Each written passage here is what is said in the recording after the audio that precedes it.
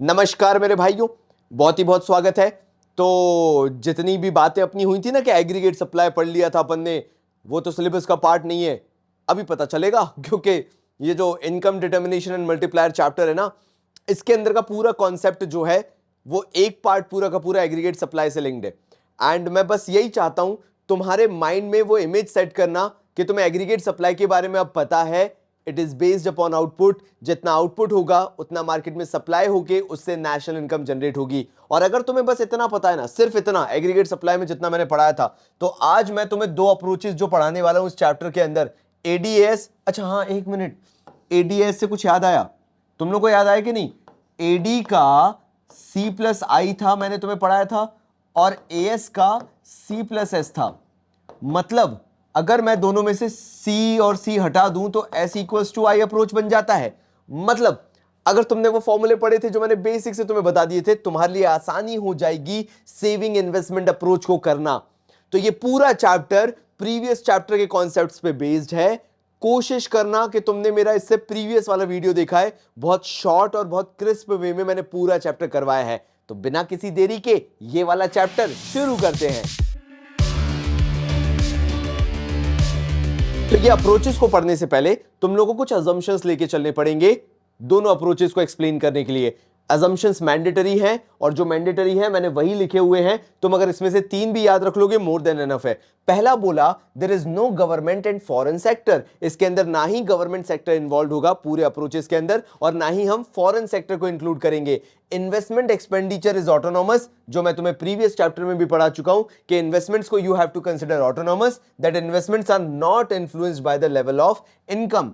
चाहे इनकम बढ़ेगी चाहे इन्कम कम होगी, इन्वेस्टमेंट्स पे कोई फर्क नहीं पड़ेगा। जब मैंने तुम्हें कंजम्पशन पैटर्न भी पढ़ाया था, सिमिलर माइंडसेट के साथ पढ़ाया था। Then comes price level is assumed to remain constant. ना प्राइसेस में ज्यादा हाइक है, ना प्राइसेस डाउन जा रही हैं, प्राइसेस कंसिस्टेंट लेवल पे चल रही हैं। मतलब सीधी बात है, पूरा आउटपुट का ही खेल दिखा रहे हैं यहाँ पे। Equilibrium output is to be determined in context of short run. मतलब अभी मैं जो भी बात करूंगा, इवन इस पूरे चैप्टर के अंदर जो भी बात करूंगा, we will be talking in the short run, because मैं तुम्हें फ्लक्चुएशंस पढ़ाने वाला हूं।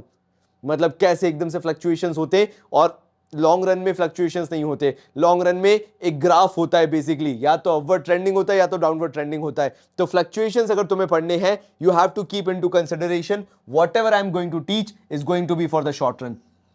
नाउ भले ये एजम्पशन तुम लिखना मत लिखना, शुरुआत के तीन लिख देना जो तुम्हें बेसिक आते हैं, लेकिन ये वाला याद रख लेना, वरना तुम्हारा माइंडसेट उस अप्रोच के साथ नहीं मेल खा पाएगा जो मैं पढ़ाने वाला हूं। तो एग्रीगेट डिमांड और एग्रीगेट सप्लाई अप्रोच बोलता क्या है? देखो यार, according to the Keynesians theory, equilibrium level कहां बोला जाएगा? जहां पर aggregate demand equals to aggregate supply हो जाएगा। मतलब मार्केट में इतनी शानदार चीज चल रही है, तुम समझ रहे हो, स्कीम ऑफर चल रहा है यहां पे कि भैया पूरे मार्केट की जो एग्रीगेट डिमांड है वो एग्रीगेट सप्लाई के बराबर है।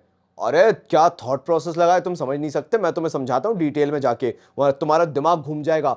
मतलब इकोनॉमी में जितना आउटपुट हुआ उतना मार्केट में सप्लाई हुआ, उतना मार्केट में बेचा गया वो आउटपुट को, और उस आउटपुट से होने वाली जो इनकम है वो पूरी की पूरी उन्हीं प्रोडक्ट्स को जो मार्केट में सेल आउट हो रहे हैं ना, उन्हीं को खर्च करने में यूज कर ली गई। मतलब फिर finally we ending up at zero, यानी एक ऐसा इक्विलिब्रियम लेवल हो गया है कि मार्केट में जितना आउटपुट जनरेट होता है उतनी इनकम है, उतनी एक्सपेंडिचर है। तो सुनने में बड़ा फैंसी लगता है, बट रियल टाइम में कभी ऐसा पॉसिबल नहीं है कि जितना आउटपुट हुआ उतनी इनकम है और उतना ही खर्चा हो गया। तो इतना परफेक्ट नहीं हो सकता, बट केंशियंस थ्योरी के कारण बोला यह गया कि अगर कभी इक्विलिब्रियम लेवल ऑफ इनकम पढ़नी हो, ऐसा कोई आउटपुट पढ़ना हो, लाइक मैं इनकम में बार बार आउटपुट क्यों लगाता हूं? तुम्हारा माइंडसेट बनाने के लिए कि बेटा गलती मत करके आइयो, इनकम का मतलब ही आउटपुट होता है। With output the income has been generated. तो वो output equals to income, output equals to income तुम्हें याद रखना है, तभी मैं बार बार आउटपुट आउटपुट आउटपुट कहता हूं। तो इक्विलिब्रियम लेवल ऑफ इनकम में बोला गया कि ये इनकम जो है वो इक्विलिब्रियम लेवल तब कहलाएगी, वो परफेक्ट तब कहलाएगी जब तुम्हारा एग्रीगेट डिमांड और एग्रीगेट सप्लाई दोनों एक दूसरे से इक्वल होंगे। वो जो C plus I equal to C plus S मैंने करके दिखाया था। धन्य हो तुम मेरा इससे पहले का वीडियो देख के बैठे हो, वरना तो भगवान तुम्हें मैं समझा रहा हूं, नानी याद आ जाती मेरे को ये समझाने में कि ये लाइन का सीन है, why the hell it is 45 degree. तुम समझ रहे हो, मेरी तो जान निकल जाती, इसलिए मैं पहले रिसर्च कर लिया, मैंने कहा उसके बाद ही तुम्हें बताऊंगा ये सब। तो मेरे भाइयों, ये एग्रीगेट डिमांड है, ये मैं तुम्हें पहले ही पढ़ा चुका हूं, ये C प्लस आई वाला सीन जो है। और ये तुम्हारी इनकम 45 डिग्री एंगल पे जाती, ये मैंने एग्रीगेट सप्लाई वाला ये भी बता के रखा है तुम्हें। और ये हो गया aggregate demand equals to aggregate supply, कहां पे, ये वाला इक्विलिब्रियम पॉइंट है। और इसी के यहां पर जो ये इनकम होती है, लाइक नीचे मेरे पास जगह नहीं थी तो मैंने यहां पे दिखा दिया कि भैया ये जो पॉइंट है, ये वाला पॉइंट, ये इक्विलिब्रियम लेवल ऑफ इनकम है। मतलब इस इनकम पे वो चमत्कार हो रहा है जहां पे एग्रीगेट सप्लाई और एग्रीगेट डिमांड मीट कर रहे हैं। ये रहा वो पॉइंट, वो इक्विलिब्रियम पॉइंट है where AD is equals to AS. तो कंजम्पशन एक्सपेंडिचर वो वेरी करता है लेवल ऑफ इनकम के साथ, वी हैव स्टडीड। और investment expenditure assumed to be independent और to the level of income, मतलब ये वेरिएबल है और ये as per the income constant है क्योंकि हमने इसको ऑटोनोमस मान के रखा है। अब देखो यार, यहां पे ना मैं चाहता तो बहुत डिटेल में जाता, लेकिन अगेन तुम्हारे टर्म के हिसाब से तुम्हें नॉलेज चाहिए और उतनी मैं नॉलेज तुम्हें देने आया हूं। When AD is more than AS, बहुत ही शानदार, एडी ज्यादा है बेटा, लोग ध्यान दियो एएस से, मतलब डिमांड मार्केट में ज्यादा हो रही है और एग्रीगेट सप्लाई कंपैरेटिवली मार्केट के अंदर कम है। अब इसमें मेरे को तुम्हें चमत्कार बताना है। देखो यार, तुम भी जानते हो कि सरकार नहीं है इसके अंदर, गवर्नमेंट नहीं है और ना फॉरेन है, वो नेट एक्सपोर्ट वाला सीन ही नहीं है इसके अंदर, और ना ही गवर्नमेंट का सीन है, प्राइवेट का है और हाउस होल्ड का है। अब क्योंकि तुम बहुत अच्छे से पढ़ चुके हो पिछला वाला चैप्टर, तुम्हें एक चीज तो पता है कि फिर मैं कंज्यूमर और फर्म्स की अगर बात कर रहा हूं तो यहां पे बोला गया डिमांडिंग मोर गुड्स, ये ज्यादा गुड्स डिमांड कर रहे हैं short run short run short run short run short run में। मैं पूरी कहानी तुम्हें शॉर्ट रन में बता रहा हूं। शॉर्ट रन में फर्म और कंज्यूमर्स मिलकर ज्यादा डिमांड कर रहे हैं। भाई ने अजम्पशन पे इतना स्ट्रेस दे दिया कि तुम्हें याद हो गया कि शॉर्ट रन की बात है। अब दिक्कत क्या है, फर्म्स जितना प्रोड्यूस कर सकती हैं, जितना फुल कैपेसिटी पे प्रोड्यूस कर सकती हैं एट फुल एम्प्लॉयमेंट लेवल, जितना उनका एम्प्लॉयमेंट लेवल है प्रोडक्शन का, मैन्युफैक्चरिंग का, वो फुल एम्प्लॉयमेंट लेवल पे जाके प्रोडक्शन कर रही हैं, but still they are not able to produce that much which consumer and firms are demanding. अब क्या करें भाई, आखिर वो गुड्स कहां से ले आए जो सब इतना डिमांड कर रहे हैं, मार्केट में डिमांड ज्यादा हो रही है। बेटा ऐसे केस में, एग्जैक्टली ऐसे केस में आपको अपने वेयर हाउस से गुड्स को ज्यादा बंच आउट करके बाहर निकालना पड़ेगा, ज्यादा मार्केट में सेंड करना पड़ेगा। तो जो भी फ्यूचर की बात चल रही है क्योंकि सारी, तो प्लान्ड इन्वेंट्री जो आपकी रहेगी, जो आपने प्लान करके रखी होगी कि आप इतनी इन्वेंट्री मेंटेन करोगे, वो आपकी फॉल होना चालू हो जाएगी because of the excess demand in the market. उसको कंपनसेट करने के लिए, उस एग्रीगेट डिमांड को कंपनसेट करने के लिए आपको इन्वेंट्री में जो आप शायद मेंटेन करते अपनी इन्वेंट्री वेयर हाउस में, जो अपने गुड्स मैन्युफैक्चर करके रखते, वो आपका जो लॉट था जितना आप मैन्युफैक्चर करके रखना चाह रहे थे, अब वो कम मेंटेन हो पाएगा बिकॉज आपको जल्दी जल्दी मार्केट में गुड्स पुश करने पड़ेंगे एंड आप एकदम से, क्योंकि प्रोडक्शन बढ़ा नहीं सकते, it's just not possible for you कि शॉर्ट रन में आप एकदम से प्रोडक्शन एकदम से बूस्ट कर दो। It's just not possible for you. तो आपको क्या करना पड़ेगा, आपको इन्वेंट्री के साथ कॉम्प्रोमाइज करना पड़ेगा and whatever inventory you are maintaining that will fall because of the excess demand in the market and because production भी उस लेवल पे नहीं हो सकता कि इन्वेंट्री को रीफिल इतना जल्दी किया जा सके, तो प्लान्ड इन्वेंट्री वुड फॉल। मतलब यहां पे जो मैंने, अगर तुम लोग बहुत ध्यान से देखो, ये तीन चीजें जो लिखी है, if you are as well writing in the answer, मेरे को डिटेल बताने की जरूरत नहीं है, if these three things you have included in the answer you will get full marks. अच्छा, अगर इसका उल्टा हो जाए तो, उल्टा कैसे हो जाए, मान लेते हैं एग्रीगेट डिमांड उतनी मार्केट में है ही नहीं, बेसिकली एग्रीगेट सप्लाई से अगर कंपेयर करें तो सप्लाई मार्केट में ज्यादा हो रहा है, नॉर्मल देखा जाए तो आउटपुट जितना प्रोड्यूस कर रहे हो वो सप्लाई ज्यादा हो रहा है, एग्रीगेट डिमांड कम है। ऐसे केस में क्या हो रहा है, जो कंज्यूमर और फर्म्स हैं they are buying less goods, क्योंकि मैं पहले ही बता चुका कि सरकार इसके अंदर इंक्लूडेड नहीं है, इसके अंदर फॉरेन सेक्टर इंक्लूडेड नहीं है, एक्सपोर्ट्स वगैरह इंक्लूडेड नहीं है। तो फर्म्स जो प्रोड्यूस करना चाह रही हैं, हम उसके हिसाब से उतनी डिमांड ही नहीं कर रहे, डिमांड ही नहीं है उतनी। अब ऐसे में क्या होगा, बढ़िया, जो तुम्हारी प्लान्ड इन्वेंट्री है वो बढ़ना चालू हो जाएगी। क्यों, क्योंकि मार्केट में बिक नहीं रही तो आपको स्टोर करके तो रखनी पड़ेगी, जबरदस्ती मार्केट में थोड़ा ना निकालोगे, वेस्ट ऑफ मनी होगा तुम्हारा भी, और रिटेलर्स भी क्यों ही रखेंगे जब बिक नहीं रहा है। तो सेविंग इन्वेस्टमेंट अप्रोच गारंटेड मान लो, मतलब मेरी तरफ से तो जितना मेरा एक्सपीरियंस कहता है, आने के चांसेस बहुत ज्यादा हैं सेविंग इन्वेस्टमेंट अप्रोच के, या तो एडीएस पूछा जाएगा या saving investment.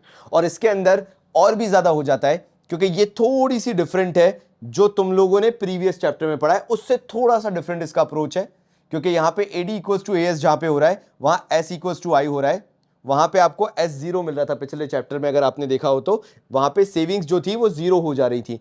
There is a reason कि यहां पे कुछ थोड़ा सा डिफरेंट है, वो ये है कि हम यहां पे प्रूव करना चाह रहे हैं, चाहे एग्रीगेट डिमांड एग्रीगेट सप्लाई ले लो, चाहे सेविंग इन्वेस्टमेंट अप्रोच ले लो, इट्स ऑल द सेम। क्यों, क्योंकि उन्होंने बोला एडी इक्वल्स टू एएस होता है, एडी का फॉर्मूला होता है सी प्लस आई, एएस का फॉर्मूला होता है सी प्लस एस, सी से सी काट दो तो बात वही हो गई, चाहे एडीएस बोलो चाहे एस इक्वल्स टू आई बोलो, एक ही चीज निकल के आती है। मैंने दोनों के फॉर्मूले लिखे और दोनों को सेम बेसिस पे बता दिया। मतलब सीधी बात है, कंजम्पशन दोनों में कॉमन है।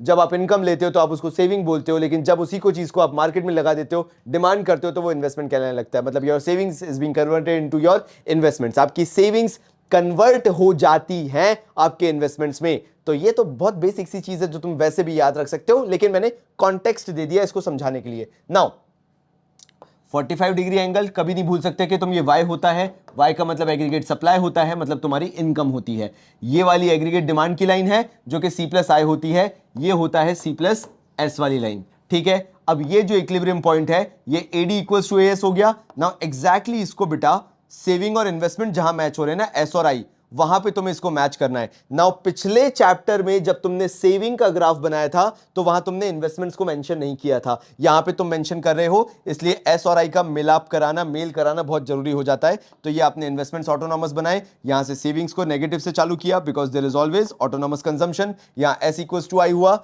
आपने इस ग्राफ के थ्रू ये बताया कि जहां एडी इक्वल्स टू एएस होगा वहां सिमिलर पैटर्न पे एस इक्वल्स टू आई होना मैंडेटरी हो जाता है। Now again why to make things complicated, जब तुम्हें मालूम है कि बेसिक लिख के तुम्हें फुल मार्क्स मिल सकते हैं।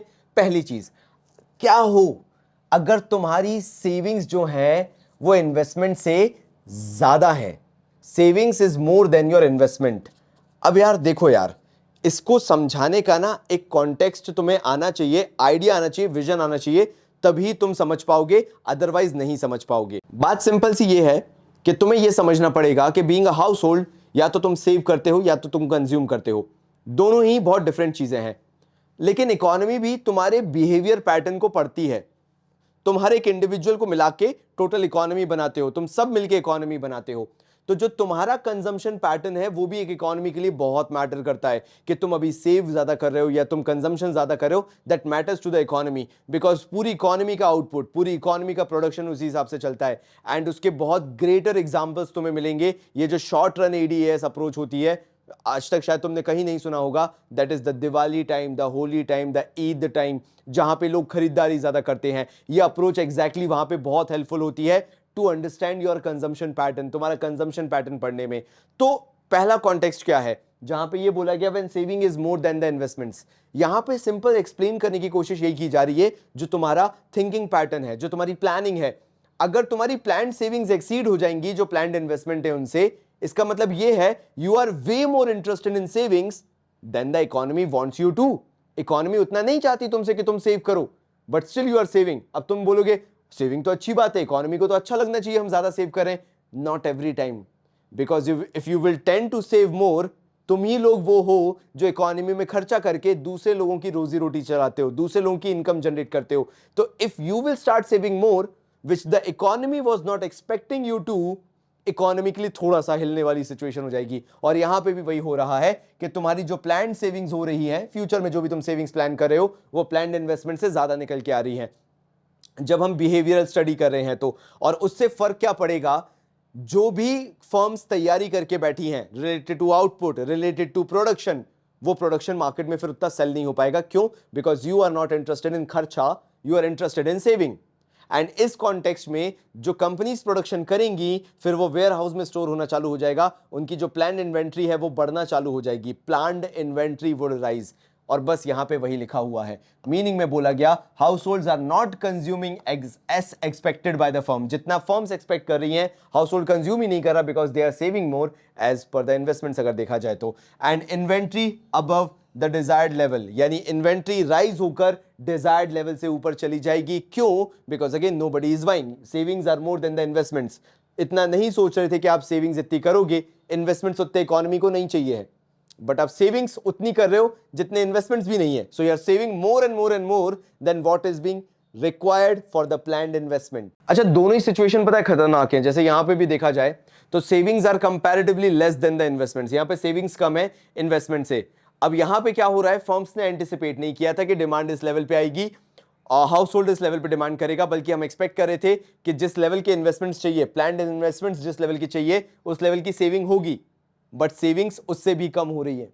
इसका मतलब क्या है, households are way more interested at that particular point of time in consumption. वो कंजम्पशन में कंपैरेटिवली बहुत ज्यादा इंटरेस्टेड हैं। एंड ऐसे केस में बिकॉज फर्म ने एंटिसिपेट नहीं किया था, एक्सपेक्ट नहीं किया था कि वो मोर कंज्यूम करेंगे कंज्यूमर्स, तो इन्वेंट्री जो है वो डिजायर्ड लेवल से नीचे चली जाएगी to fulfill that demand in the market, because savings are less, that means consumption is high, consumption is more, और उस कंजम्पशन को मीट आउट करने के लिए फर्म्स को जल्दी जल्दी पुश करना पड़ेगा मार्केट में प्रोडक्ट्स को, इसके कारण उनकी इन्वेंट्री फॉल होती चली जाएगी।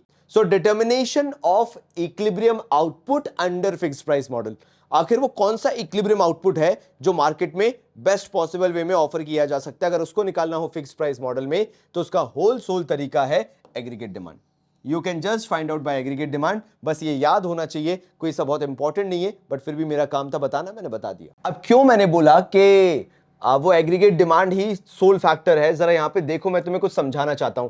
Aggregate demand is a function of consumption, basically aggregate demand consumption का पैटर्न बताता है और इन्वेस्टमेंट का पैटर्न बताता है, ये तो तुम्हें पता ही होगा। इन्वेस्टमेंट्स बेसिकली ऑटोनोमस है, मैं तुम्हें पहले ही सिखा चुका कि investments will not change no matter what, तो मेरे को नहीं लगता कि मेरे को तुम्हें इसके अंदर कुछ सिखाने की जरूरत है। हाँ, तो मैटर क्या कर रहा है मेरे लिए, ये वाली चीज जो aggregate demand equals to C plus I है ना, ये मेरे लिए बहुत इंपॉर्टेंट है। क्यों? आई को तो मैंने ऑटोनोमस वैसे ही बना दिया है ना, मैं यहाँ पे आई को ऑटोनोमस कर रहा हूं। नाउ कंजम्पशन को अगर देखा जाए तो एक तो होता है ऑटोनोमस कंजम्पशन, मतलब सी बार, यानी चाहे तुम्हारी इनकम जीरो हो, चाहे तुम्हारी इनकम न जाने क्या हो जाए, ये एक बेसिक कंजम्पशन तो जुड़ा रहेगा। और जब मैं तुम्हें कंजम्पशन फंक्शन पढ़ा रहा था तो फंक्शन ऑफ वाई मैंने तुम्हें बताया था कि consumption is a function of Y that changes with the change in the level of income, और मैंने यहां पे भी कंजम्पशन के बारे में बताया, एक तो बेस कंजम्पशन हो गया when income level is zero, और एक वो कंजम्पशन हो गया बी वाई का मतलब the consumption that changes with the change in the level of income, ये मैंने यहां पे बता दिया ना। अगर अब एग्रीगेट डिमांड को मैं लिखना चाहूं तो मैं क्या कर सकता हूं, ये वाली जो इक्वेशन है मैं इसको यहां पे अलग से लिख देता हूं, सी बार प्लस बी वाई, इसको मैं सी की जगह लिख सकता हूं। एग्रीगेट डिमांड में ये जो सी लिखा हुआ है इसकी जगह मैं इसको पुट कर सकता हूं, और एग्जैक्टली मैंने इस वाली इक्वेशन में यही किया, सी बार प्लस बी वाई लिख दिया, और मैंने बोले ये कि इन्वेस्टमेंट्स तो चेंज नहीं हो रहे हैं because they are constant, they are autonomous, तो उसको आई बार बोला जा सकता है।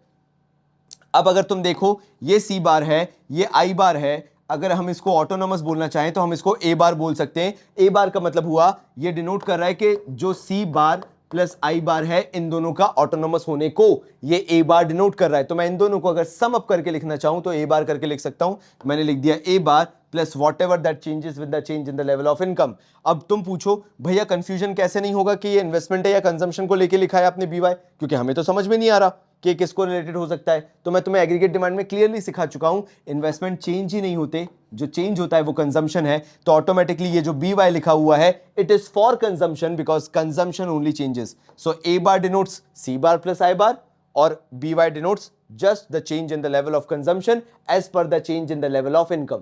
Finally, the concept of multiplier, जो तुम्हें बेसिक लेवल पे पता होना चाहिए कि क्या होता है। सो कीन्स ने बोला, कीन्स का कहना था, उन्होंने बहुत सिंपल लैंग्वेज में एक्सप्लेन किया और ज्यादा नहीं बोला है, उन्होंने बोला that an initial increment in investment, एक शुरुआती इन्वेस्टमेंट में बढ़ोतरी, increment, increase final income by many times, final income को कई गुना बढ़ा देती है। न जाने कितने इंडस्ट्रियल एग्जांपल्स हैं तुम्हारे जिन्होंने छोटा मोटा पैसा डाल के, थोड़ा बहुत पैसा डाल के, इन्वेस्टमेंट करके अपना बिजनेस चालू किया और आज वो बिजनेस अरबों करोड़ों कमा के दे रहा है, जो शायद कुछ चंद हजार रुपयों से चालू हुआ होगा। ये केंशियन थ्योरी भी एग्जैक्टली वही बोलती है कि अगर आपके इन्वेस्टमेंट में आप थोड़ा बहुत चेंज लेके आते हो, भाई ये टर्म याद रखियो, गलत हो जाएगा वरना। इंक्रीमेंट, अगर आप इन्वेस्टमेंट में इंक्रीमेंट करते हो, इन्वेस्टमेंट में चेंज करते हो, तो आपकी इनकम कई गुना बढ़ जाएगी। ये मल्टीप्लायर इफेक्ट कहलाता है, गुणा भाग कहलाता है। गुणा होती चली जाती है, मल्टीप्लाई होती चली जाती है, 2 2 का 4, 4 का 8, 8 का 12, ऐसे 8 का 16 वैसे बेसिकली, लेकिन तुम समझ गए मेरा मीनिंग क्या है। और मल्टीप्लायर को जिससे डिनोट किया जाता है दैट इज के, एंड के डिनोट्स कि इनकम में चेंज आएगा अगर इन्वेस्टमेंट में चेंज आएगा। सो ये मल्टीप्लायर शो करता है कि आखिर कितना ही चेंज आ जाएगा इनकम में एक छोटे से शुरुआती इन्वेस्टमेंट करने से। So now multiplier and MPC अगर तुमसे पूछा जाए इन दोनों के कॉन्टेक्स्ट में, जो कि मुझे पर्सनली लगता है कि एक इंपॉर्टेंट पॉइंट है, इसलिए मैंने बहुत टेक्निकलिटी में इसको लिखा भी है ताकि तुम्हारे नोट्स प्रॉपर बने एंड टाइम रिवीजन के लिए, एंड बिकॉज ये बहुत शॉर्ट पीरियड है तो जितना छोटा, जितना कम, जितना सही पढ़ोगे उतना अच्छा होगा। क्या बोला गया? There exists a direct relation between MPC and the value of multiplier. एक डायरेक्ट रिलेशन है MPC और वैल्यू ऑफ मल्टीप्लायर के बीच में। अगर MPC हायर होगा more will be the value of the multiplier and vice versa. जितनी MPC की value higher होगी मल्टीप्लायर भी ज्यादा होगा एंड उल्टा है, अगर MPC कम होगा तो मल्टीप्लायर की वैल्यू भी कम होगी। अब तुम पूछोगे कैसे? सीधी बात है, अगर एक इन्वेस्टमेंट होता है 100 रुपए का, मान लेते हैं वो इन्वेस्टमेंट में खर्चा किया गया है, मतलब ऑब्वियसली इन्वेस्टमेंट करा, मान लेते हैं क्या बोले, let's say for an example मैं कुछ यहां ले सकता हूं, क्या कुछ भी ले सकता हूं, हाँ चल तू खाली बॉटल ही दे दे, चल मैं उसी से बता दूंगा। लाइक इस बॉटल को जब बनाना चालू किया होगा तो इसका मैन्युफैक्चरिंग प्लांट एस्टैब्लिश किया होगा, मैन्युफैक्चरिंग प्लांट लगाया गया होगा। अब तुम सोचो उस मैन्युफैक्चरिंग प्लांट को लगाने के कारण कितने लोगों की इनकम जनरेट हुई होगी, कितने लोगों का एम्प्लॉयमेंट जनरेट हुआ होगा। अब वो सारी जो अर्निंग्स हैं, जिन लोगों ने भी उस मैन्युफैक्चरिंग प्लांट को एस्टैब्लिश होने से जिन लोगों ने भी कमाया, वो जाके मार्केट में खर्चा करेंगे। खर्चा क्यों करेंगे? बिकॉज उनकी मार्जिनल प्रोपेंसिटी टू कंज्यूम है, समझ रहे हो? अब वो खर्चा ऐसे आगे बढ़ेगा, फिर किसी का खर्चा किसी की इनकम, किसी का खर्चा किसी की इनकम। तो जैसे जैसे एमपीसी जो है, higher the MPC more will be the value of multiplier. जितना marginal propensity to consume higher रहेगा उतना ही मल्टीप्लायर इफेक्ट हायर रहेगा, जो इनकम है वो मल्टीप्लाई होती चली जाएगी। तो जैसा मैंने बोला, people will spend a large proportion of their increase income on consumption, ये हायर एमपीसी कहता है। लोअर एमपीसी क्या कहता है? People will spend lesser proportion of their increase income on consumption, जो इनकम बढ़ी है उसमें से कंजम्पशन पे कम खर्च किया जाएगा, मतलब यहां पे सेविंग्स हाई है और वहां पे कंजम्पशन हाई है। नाउ अलजेब्रिक एक्सप्रेशन और relation between multiplier and MPC तुम्हें करना चाहिए, बाकी तुम्हारे ऊपर है, पूछा नहीं जाएगा बट फिर भी एक आइडिया होना चाहिए। देखो यार, मैंने यहां पे लिख रखा है y equals to C plus I. अब इसका मतलब क्या हुआ? तुम्हें पता है कि मैं as को y बोलता हूं, as को इनकम बोलता हूं, ये तुम्हें आइडिया है। और तुम्हें ये भी पता है कि as इक्वल्स टू ad होता है। मैंने कुछ नहीं किया है, एग्रीगेट सप्लाई लिखा है और ad का फॉर्मूला लिख दिया है जो कि सी प्लस आई होता है। मैंने बस यहां पे यही किया है, मतलब as ना लिख के मैंने y equals to C plus I लिख दिया है क्योंकि as इक्वल्स टू y होता है। सो तुम ये तो बेसिक समझ गए कि मैंने यहां पे किया क्या है। नाउ अगर मैं तीनों के आगे डेल्टा लगा देता हूं तो ये डेल्टा वाई अगर इनकम में चेंज होता है तो कंजम्पशन में भी चेंज होगा एंड बट ऑब्वियसली इन्वेस्टमेंट में भी चेंज होगा। अब तुम बोलोगे यार भैया आपने तो वो ऑटोनोमस वाला काम करवाया था, बिल्कुल करवाया था, लेकिन यहां मैं मल्टीप्लायर इक्वेशन बता रहा हूं और मल्टीप्लायर का पूरा होलसेल कॉन्सेप्ट ही यही है कि इन्वेस्टमेंट्स चेंज होते हैं, ठीक है? तो वहां उस कॉन्टेक्स्ट में मैं तुम्हें बता रहा हूं। तो again delta Y upon delta Y, सबको डेल्टा वाई से डिवाइड कर दिया, जो यहां पे था सबको उसी से डिवाइड कर दिया। ये देख लो जरा यहां पे, तो ये आ गया 1 equals to MPS plus 1 by k. और अगर इसको तुम फाइनल आंसर निकालो तो फाइनल आंसर निकल के आता है, अगर सब इधर का उधर कर लो तुम, अगर पूरा का पूरा, तो निकल के आएगा k equals to 1 upon 1 minus MPC भी बोल सकते हो, या इक्वल्स टू 1 माइनस एमपीसी। 1 का मतलब मालूम है ना, मार्जिनल इनकम। अगर उसमें से कंजम्पशन हटा देता हूं तो बचता क्या है? सेविंग्स बचती है। अगर यार देखो यार, ऐसा मत करना तुम, है ना, MPS plus MPC equals to 1 होता है, ठीक है? तो एमपीएस क्या हो गया? 1 माइनस एमपीसी हो गया कि नहीं हो गया? तो चाहे मैं 1 माइनस एमपीसी लिखूं डिनोमिनेटर में या फिर सिर्फ एमपीएस लिख दूं, 1 अपॉन एमपीएस करके लिख दूं, तो सेम ही तो बात है। तो मल्टीप्लायर को यहां निकालने के दो तरीके हो गए, या तो 1 अपॉन 1 माइनस एमपीसी या तो 1 अपॉन एमपीएस। बस ये मतलब छोटी सी चीजें पता होना चाहिए कि मल्टीप्लायर को ये निकालने का भी तरीका होता है। अगर कोई न्यूमेरिकल पूछ लिया जाए तो कृपया करके आना। नाउ अगर एक लास्ट चीज मैं तुम्हें बता के जाना चाहूं, जहां पे शायद तुम कभी बुक में एकदम से देखो ना, या बिल्कुल तुम्हारा गुफ्तगू ना हो पाए तुम्हारी उससे, तो तुम्हें पता होना चाहिए कि maximum value of multiplier infinity होती है, like result can go infinity, and the minimum value of multiplier is 1। That means उतनी इनकम तो जनरेट करके देगा मल्टीप्लायर जितना तुमने उसमें इन्वेस्टमेंट किया है। तो ये पूरा चैप्टर जो मैंने तुम्हें पढ़ाया, कॉन्टेक्स्ट सिर्फ इतना था कि तुम्हें वो क्रूशियल पॉइंट्स पता होना चाहिए एंड कुछ मिस आउट नहीं होना चाहिए, जिससे तुम्हारे मार्क्स आ सकते हैं या बिगड़ सकते हैं।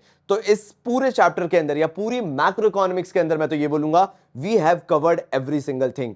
तो मेरे भाइयों, ऐसे ही प्यार बरसाते रहना। जा रहे हो तो जाते जाते लाइक करते जाना, और सब्सक्राइब नहीं किया तो सब्सक्राइब कर लेना, और अपना एक्सपीरियंस कमेंट करके जरूर बताना। तब तक के लिए बहुत सारा प्यार और धन्यवाद।